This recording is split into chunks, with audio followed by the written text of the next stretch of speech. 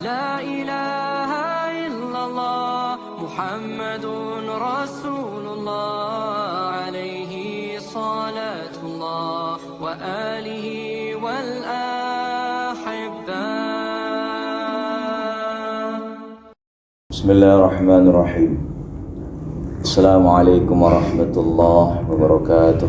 وعليكم السلام ورحمة الله وبركاته. إن الحمد لله نحمده ونستعينه ونستغفره ونعوذ بالله من شرور أنفسنا ومن سيئات أعمالنا. من يهد الله فلا مضل له ومن يضلله فلا هادي له. أشهد أن لا إله إلا الله وحده لا شريك له وأشهد أن محمدا عبده ورسوله الذي لا نبي بعد أما بعد. فقاله تعالى في القرآن الكريم: ولا تكونوا كالذين نسوا الله فأنساهم أنفسهم أولئك هم الفاسقون. لا يستوي أصحاب النار وأصحاب الجنة Ashabul jannati humul faizun. Sadaqallahul azim. Bapak-bapak yang dimuliakan oleh Allah Subhanahu wa taala, kembali kita berserah diri kepada Allah, memuji Allah, mensyukuri nikmat yang Allah berikan dalam diri kita. Bapak mulia, lebih-lebih nikmat iman dan Islam yang Allah tanamkan di dalam dada-dada kita. Memang hidup, Bapak hadirin, penuh dengan liku-liku kehidupan, penuh cobaan, ibarat roda yang berputar ya kehidupan kita ini. Ketika dia berputar, roda apapun itu, roda mobil, roda sepeda motor, ketika dia berputar membawa kita, dia pasti akan melewati parit-parit, Bapak mulia, akan melewati lubang, bahkan akan terinjak tai kotoran semuanya. Itulah hidup. Pasti akan merasakan kebahagiaan, pasti akan merasakan kesusahan. Maka ulama katakan, apapun keadaan hidupmu, susah, bahagia, meneteskan air mata, tertawa, maka selalulah basahkan lidahmu untuk mensyukuri nikmat yang Allah berikan dalam dirimu. Kenikmatan kalau ditimbang takarannya, kenikmatan dengan duka, Bapak hadirin, lebih banyak nikmatnya di atas dunia ini. Belum lagi ditimbang mata yang Allah berikan, belum lagi ditimbang nikmat telinga yang Allah berikan, mulut, pikiran, kepala, tangan, kaki, Masya Allah. Belum lagi kita buka mulut kita hadirin, masih ada lagi di situ benda yang Allah berikan dalam diri manusia. Gigi yang bersusun, bukan hanya untuk mengunyah saja Bapak mulia digunakan gigi ini, tapi ketika kita membaca Al-Quran digunakan untuk gigi-gigi yang lengkap, makhrazatul huruf-huruf, tempat keluar huruf-huruf perlu dengan gigi-gigi yang lengkap. Belum lagi lidah Allah berikan, Masya Allah. Lidah ini tanpa tulang dia, tapi bisa dirasakannya semuanya hadirin. Ketika masuk madu terasa manis, ketika masuk gula terasa manis, ketika masuk garam terasa asin, hambar pun dirasakannya hadirin Bapak mulia. Inilah nikmat Allah berikan dalam diri kita. Maka kelak nanti dalam hadis qudsi akan dipanggil oleh Allah hamba Allah yang tidak taat kepadanya. Mengapa kau tak taat? Aku apa ya Allah? Aku miskin, aku fakir, bagaimanalah aku mau taat padamu? Maka Allah katakan, apakah di atas dunia engkau melihat? Melihat. Apakah di atas dunia engkau mendengar? Mendengar ya Allah, lengkap. Apakah di atasnya pernah kau minum air seteguk menghilangkan dahagamu, menghilangkan hausmu? Benar ya Allah.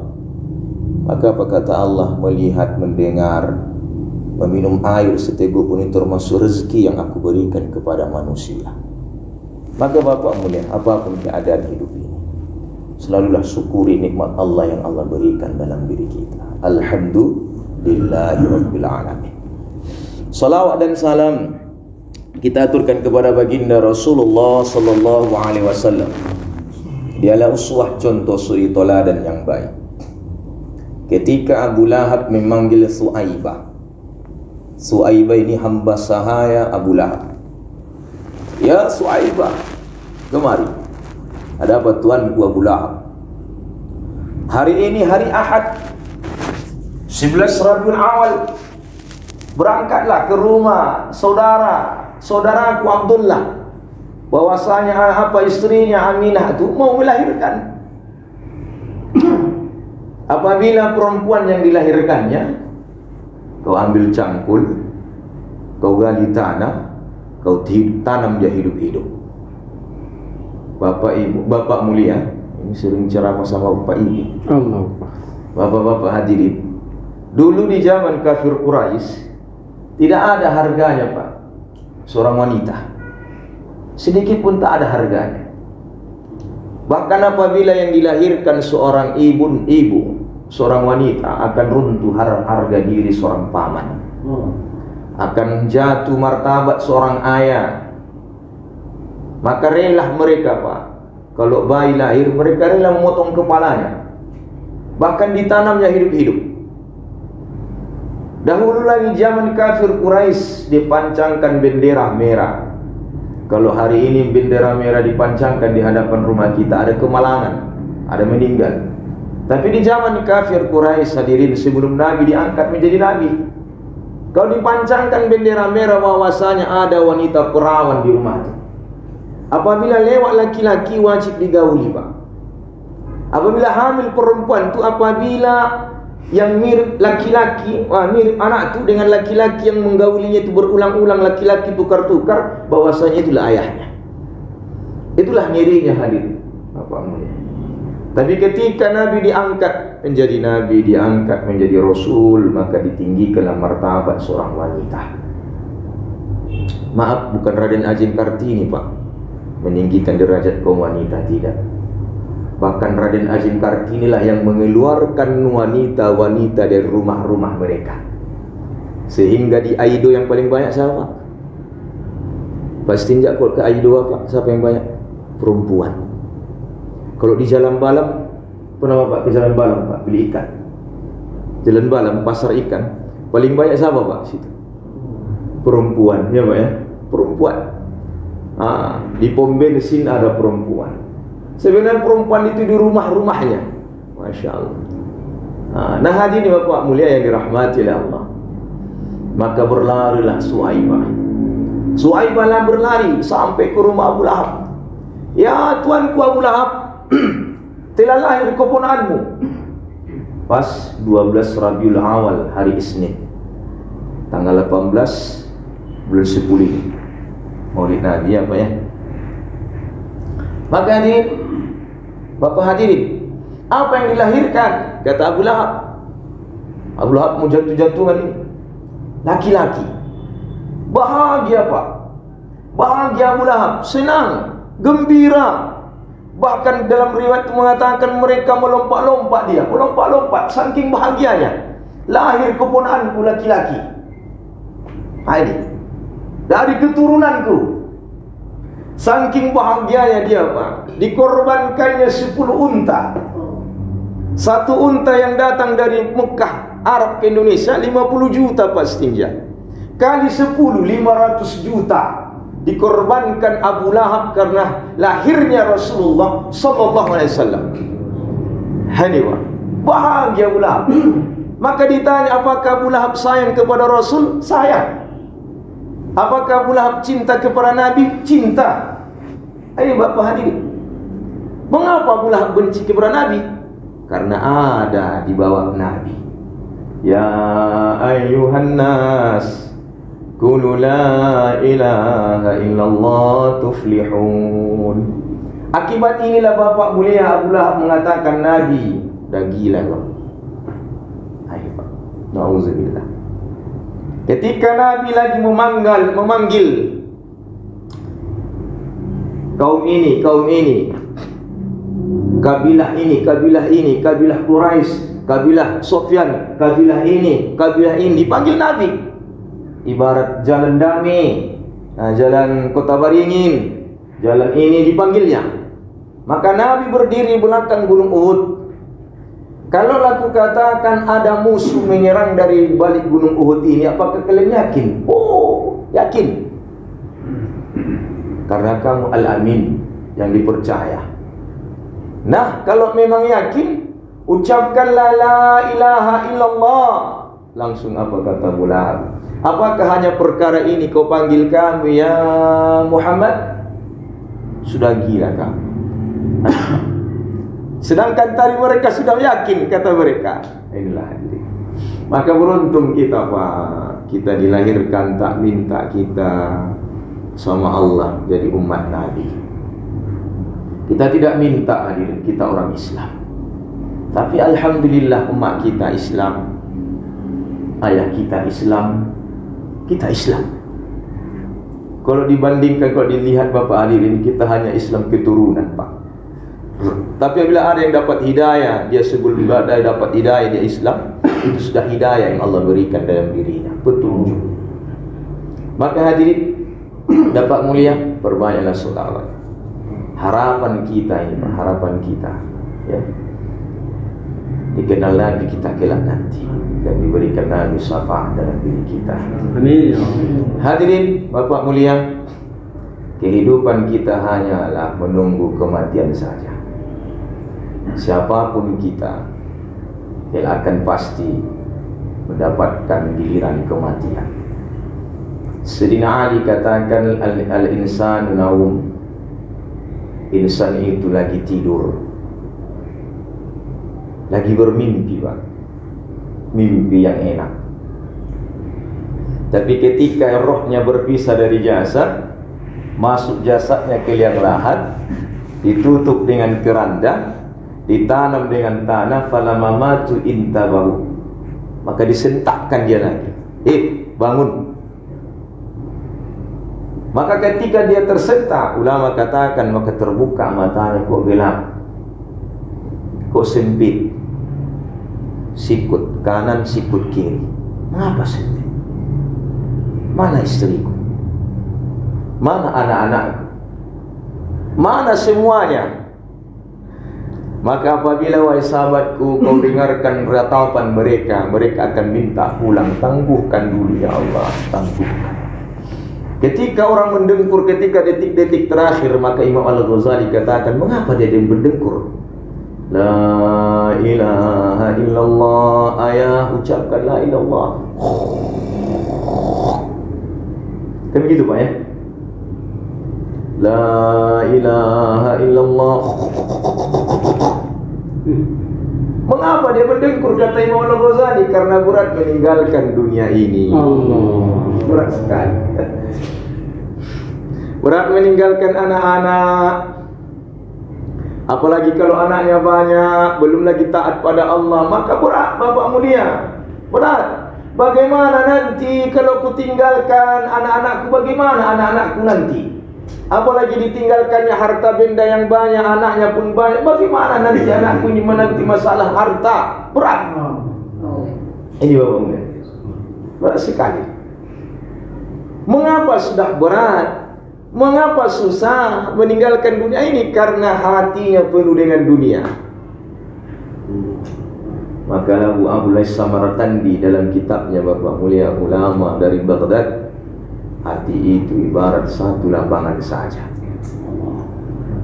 Lapangan dia Pak. Mengapa lapangan si mari-mari itu banyak mendatanginya? Selesai subuh, selesai zuhur, sore, bahkan tengah malam, tawaf orang mengelilingi lapangan si mari-mari. Kalau ada bapak-bapak mau maraton sore, ecek-eceknya itu Pak untuk mencari stamina, cuci matanya itu.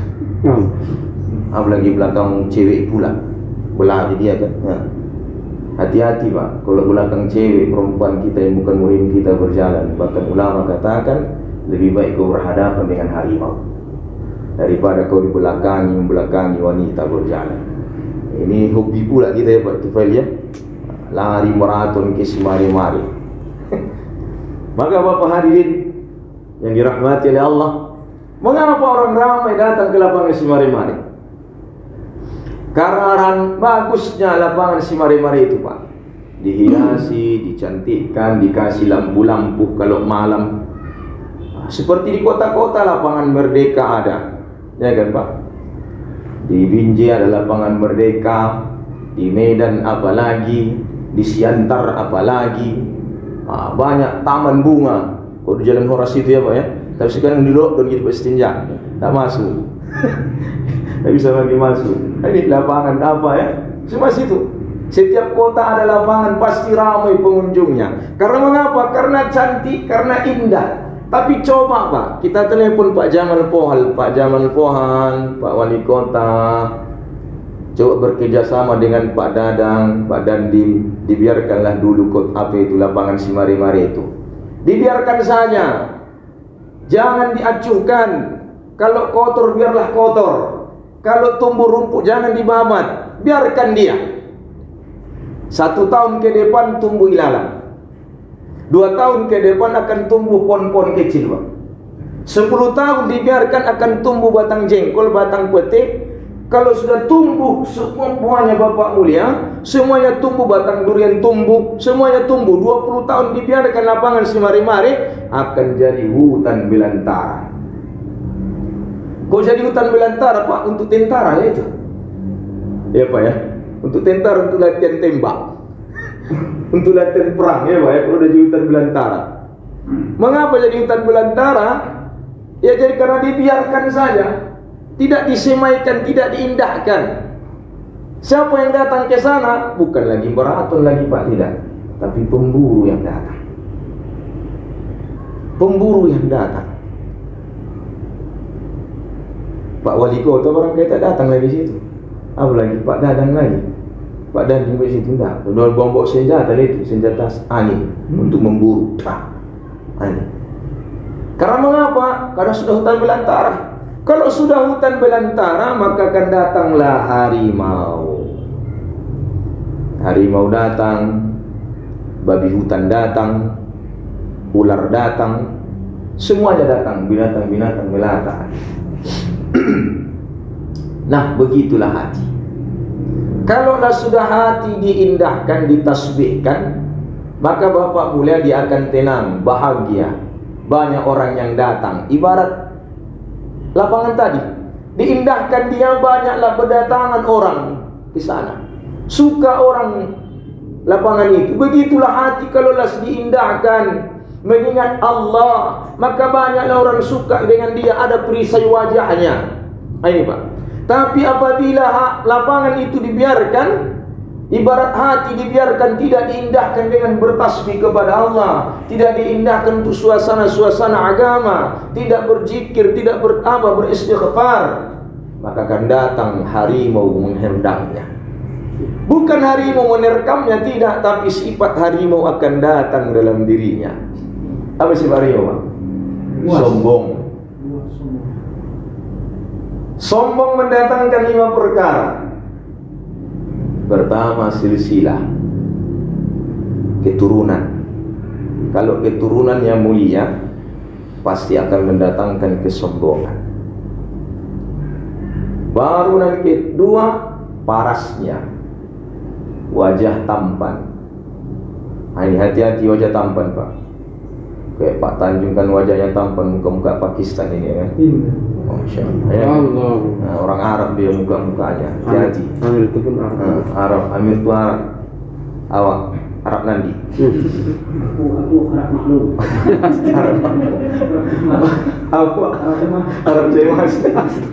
Ini baru yang ketiga Pak, pangkat dan jabatannya. Baru keempat, hartanya.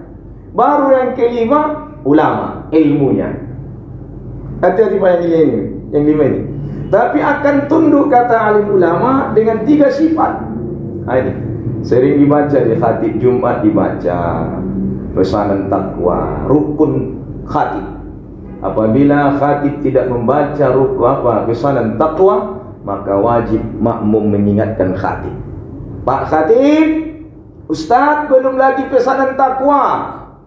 Tapi antara makmum ke makmum tidak bisa bicara, batal Jumatnya. Bahkan ibarat mengatakan Nabi Allah katakan, ibarat kamu keledai membawa kitab-kitab. Apabila sudah naik khatib ke mimbar, maka diamlah olehmu, kata Allah dalam soal Jum'ah. Diam. Maka hadirin, kalau makmum kepada khatib tak batal. Ini Bapak hadirin. Maka apabila khatib di depan imam mimbar sudah berdiri lupa dengan pesanan takwa, ya ayyuhallazina amanu ittaqullah, maka diingatkan oleh makmum. Maka Bapak mulai hadirin, pesanan takwa. Takwa ada 3 huruf. To, qaf, wa. To, tawaddu. Qaf, qanaah. Wa, wara. Apabila 3 sifat ini ada dalam diri kita, maka tunduklah yang 5 ini. Ini Pak, yang 5 ditunduk dia dengan 3 ini. Tawaddu, merendahkan diri. Qanaah, merasa cukup. Apapun yang diberikan Allah merasa cukup, alhamdulillah, cukup, Masya Allah. Tapi kalau berlebih dalam dirinya, maka disumbangkannya, dibantunya agama Allah. Ini dia Pak, ini dia. Nah hadirin, baru wara ini apa? Bersungguh-sungguh dalam amal. Makanya ada kisah di Fadilah Sedekah itu sering dibaca, kisah-kisah orang-orang yang wara. Supaya mengapa? Supaya ada teladan dalam diri kita. Oh, inilah orang wara itu. Maka bila ada 3 ini, maka tunduklah tadi. Silsilah, apa lagi? Paras, pangkat, kekayaan, dan ilmunya. Maka tunduklah yang 3 5 ini gara-gara sifat apabila ada 3 dalam diri kita. Maka hadirin Bapak mulia yang dirahmati oleh Allah, ini sifat harimau tadi Pak. Nah apabila lagi harimau, maka masuk Pak babi. Maaf, babi agak kasar. Ini sini belakang ini, celeng namanya. Nah ini celeng ini bagaimana ini Pak? Kehidupannya, yang haram masuk, yang halal masuk, diberikan makannya, maaf, yang busuk-busuk dimakannya. Begitulah hadirin, apabila sudah hati jadi hutan belantara, bukan celeng yang masuk, tapi sifat celeng. Tak tentu sama dia lagi. Yang haram pun jadilah, yang riba apa lagi. Nah, mengapa anak-anak kita mambal, susah untuk hafal Quran, disuruh pun tak mau, keras kepala, maaf Bapak mulia. Karena mengapa? Karena yang haram kita berikan kepada anak kita, yang riba kita berikan kepada anak kita, sehingga dimakannya berubah jadi darah, memompahlah jantungnya ke otaknya, memompahlah ke matanya, memompahlah seluruh nadinya. Yang kita berikan itu apa ini?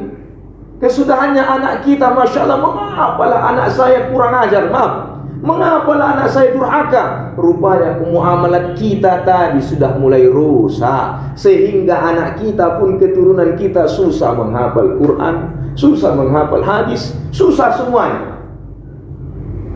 Nah hadirin Bapak mulia yang dirahmati oleh Allah, inilah Bapak mulia. Nah apa ular lagi? Bukan ular mencotok kita, tapi sifat ular tadi. Sifat ular bagaimana Pak? Licin tapi mencotok dia. Di sini baik, di sini salah. Bapak mulia, kalau di sini mulutnya maaf, di mulutnya sini cantik, di sini buruk-burukan yang ini. Licin dia. Tapi saya mau mengadu domba. Nah Bapak mulia rahmati Allah Subhanahu wa taala. Maka Nabi katakan, apabila hatimu baik, pasti akan baiklah semuanya. Qalbu jasad. Qalbu itu, hati itu adalah pemimpin jasad. Apabila baik hatimu, maka baiklah semuanya.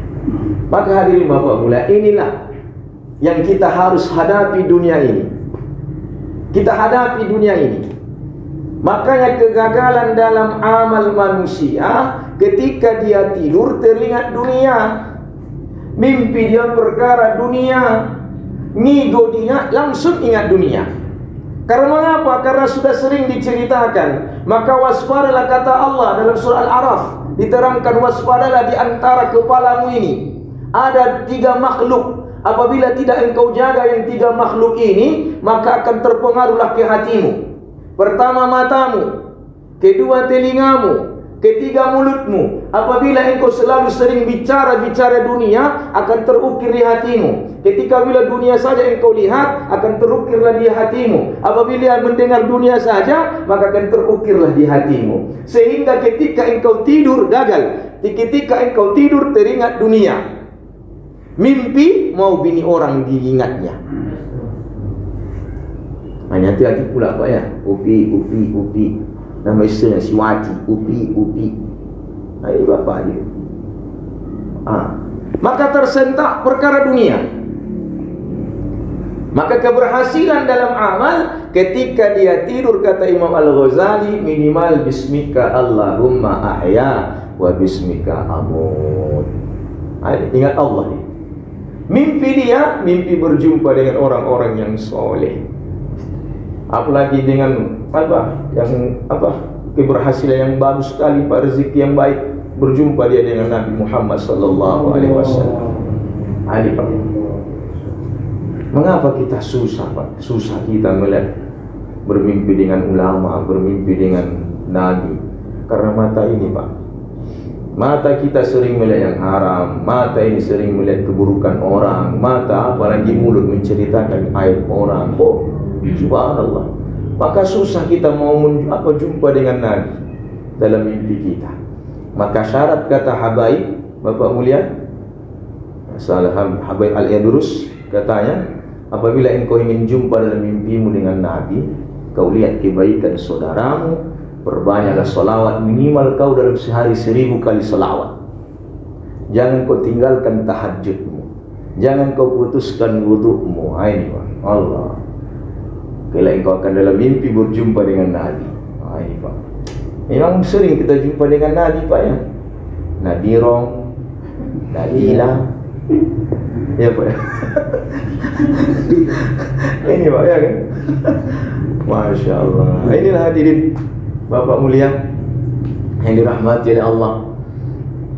Maka inilah, kalau sudah terbiasa, Pak, hadis Nabi itu buka lagi mafhumnya. Barang siapa yang terbiasa dalam hidupnya, hobinya, apa hobinya di atas dunia ini?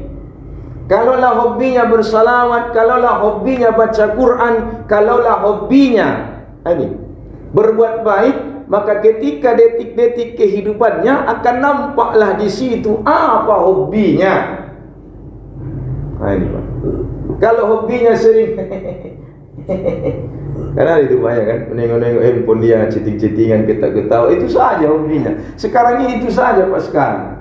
Sebenarnya ada luang waktu kita untuk baca Quran sebenarnya, ya kan? Apalagi waktu untuk keluar ini. Tapi dikarenakan Masya Allah chatting-chattingan, tetap dengan siapapun chatting-chattingan. Ini Pak, ada waktu kita karena sudah habis waktunya perkara itu tadi, maka hobi. Hobi. Maka saking besarnya lagi dunianya, ketika bangun teringat masalah-masalah dunia, nampak Tapi kalau sudah ingat dengan Allah, maka dengan ucapan gerak refleks mulutnya, alhamdulillahillazi ahyana ba'dama amatana wa ilaihin nusur. Bersyukur lagi pada Allah. Aku bersyukur pada Allah dengan kehidupan dan kematianku. Pak. Maka hadirin, Bapak hadirin yang dirahmati oleh Allah, inilah Pak latihan dalam 3 hari. Dalam 3 hari ini selalu mengingat kematian yang kita Pak Sim. Mengingat mati, bagaimana bekal kita nanti kembali kepada Allah. Bagaimana bekal kita nanti? Kalau seorang tentara, kalau mau berangkat berperang, pasti mempersiapkan bekal. Diberikan lagi rotinya, roti tentaranya, ya kan? Diberikan lagi minumannya, diberikan senjatanya, diberikan rangsengnya, diberikan sepatu apa yang besarnya gitu Pak ya. Berangkat dia ke hutan, kaidah infanteri, kan begitu Pak. Ini saya tengok-tengok Pak, ini TV-TV yang saya tengok ini. Ya kan? Maka tahu saya. Ini ya kan, yang belajar di snack videonya ini.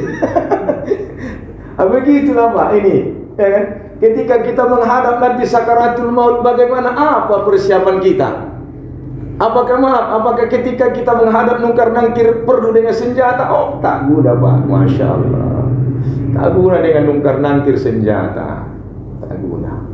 Tapi apa ditanyanya dalam diri kita? Marabbuka, siapa Tuhanmu?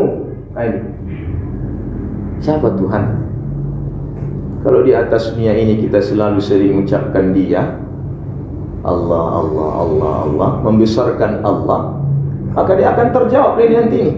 Tempat persandaran hanya Allah, tempat meminta hanya kepada Allah, tempat pengaduan hanya kepada Allah. Karena di alam ruh sudah berikrar kita ini Pak, ya. Di alam ruh sudah berikrar kita. Dikumpulkan oleh Allah roh-roh sebelum ditiupkan di alam rahim. Dikumpulkan roh-roh. Roh Jokowi, Pak Jokowi pun situ, roh si Ahok pun situ, roh siapa lagi Pak Prabowo pun situ, saya pun situ, kita semua situ, semuanya kita di situ. Bukan muzakkar. Bahwa mengikrarkan dirinya Allah itu. Alastu rabbikum, siapa saya, kata Allah. Maka ruh angkat tangan dua. Qalu bala syahidna. Engkaulah tempat perlindungan, engkaulah tempat meminta, engkaulah Tuhan kami ya Allah. Maka sebelum ruh ditiupkan, mutakabadis ada di situ.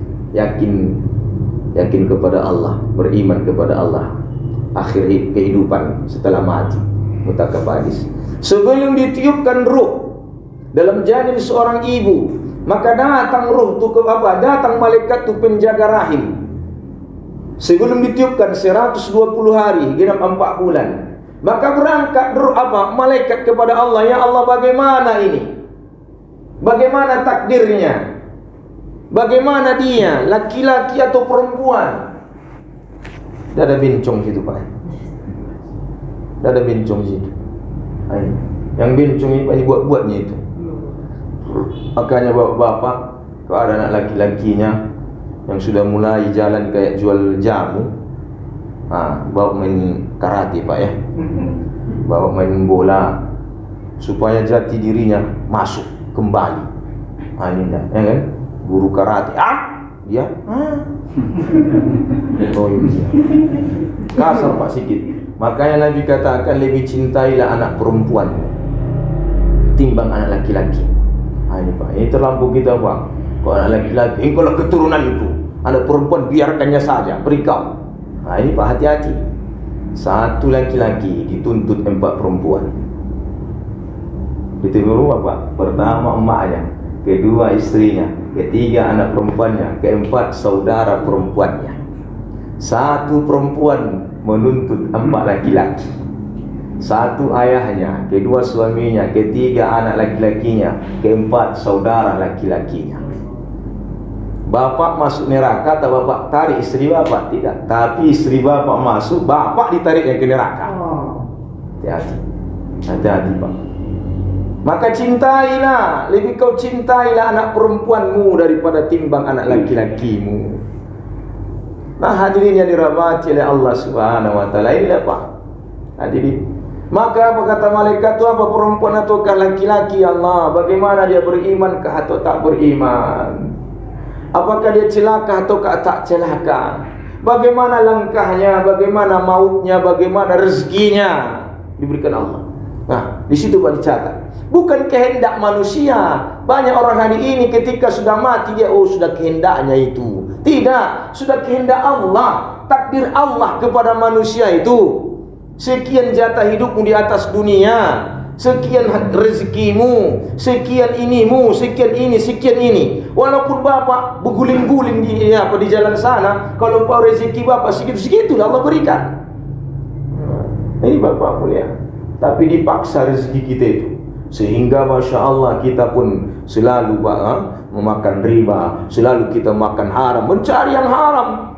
Sebenarnya sekian itu dulu rezekimu, tapi dipaksa, dipaksa sehingga engkau mati. Tadi baca lagi. Alhaakumut takasur hatta zurtumul maqabir. Bermega-mega melampaui kamu sehingga kau masuk ke alam kubur, sehingga kau masuk mulutmu, masuk tanah ke mulutmu. Nah Bapak mulia, sunnahnya ketika jasad dibaringkan sebelah kanan, diambillah diremas-remaslah tanah, dimasukkanlah ke hidungnya, dekat mulutnya tanah itu, bahwasanya sudah sampai dia ke liang lahat. Makanya ketika dimandikan jasad itu, mengapa dia keku, mengapa dia keras? Nah, jari jemarinya keras, diluruskan dia oleh bila ataupun memandi jenazah, diluruskan semuanya supaya rata air itu mengalir. Tapi ketika sampai ke liang lahat, letoi badan Pak, lunglai. Pernah Bapak masukkan ke apa? Jasad ke liang lahat, lunglai dia lemas. Mengapa lemas? Karena mau jumpa dengan utusan Allah. Kalau kita diinterogasi dengan aparat dunia Pak, oleh bapak-bapak ini, kalau bapak menginterogasi saya, masih bisa saya berdusta Pak, berdusta saya. Begini ya, iya berdusta saya. Tapi ketika sudah diinterogasi oleh utusan Allah, tidak ada dusta di antara kita. Nampak semuanya. Nah Bapak mulai rahmati Allah SWT. Inilah Pak, latihan kita 3 hari ini, latihan 3 hari 3 malam beriktikaf.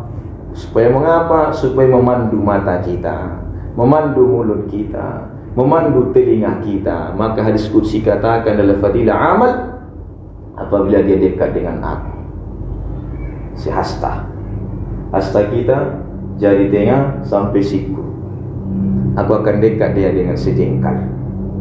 Apabila dia berjalan dekat dengan aku akan berlari dekat dengan dia. Itulah Allah. Maka ketika dia dekat aku dengan dia, maka matanya akulah yang melihat.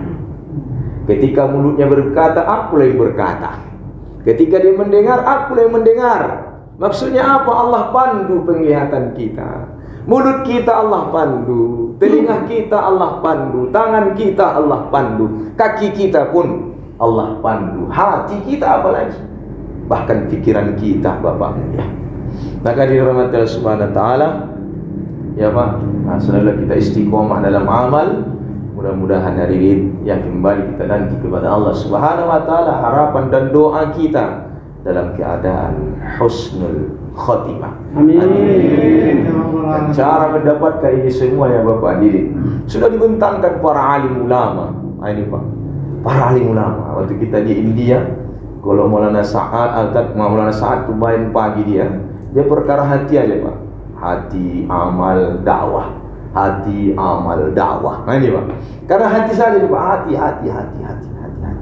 Maka ada Bapak mulia, sudah dibentangkan para alim ulama 4 bulan, 40 hari, 3 hari. Saya siap 4 bulan, 4 doakan Pak, insyaallah. Salat mir, salat Pak. Subhanallah bihamdi, subhanakallah bika, asyhadu an la ilaha illa anta, astaghfiruka wa atubu ilaik. Assalamualaikum warahmatullahi wabarakatuh. Waalaikumsalam warahmatullahi wabarakatuh.